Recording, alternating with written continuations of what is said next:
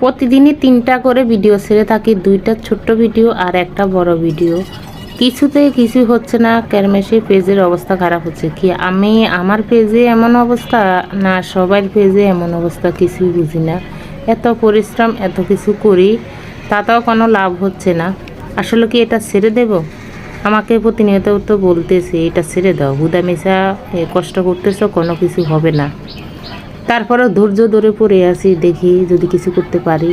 রান্না তো অনেক কিছুই করলাম, ছড়া, আমলার টক, মাছ আর মাছের মাথা দিয়ে কচুর ছড়া। ভীষণ মজা হলো আজকের তরকারিগুলো আমার। তো যেদিন আমার তরকারি ভালো হবে সেদিন কিন্তু কোনো কথা বলবে না, চুপচাপ খেয়ে উঠে যাবে। আর যেদিন একটু খারাপ হবে সেদিনে কত কথা কত শ্লোক হবে। আমার এই ইয়া করছে, আমাকে বলে মন কোন দিকে থাকে। তো এই যে দেখো আজকে সবগুলা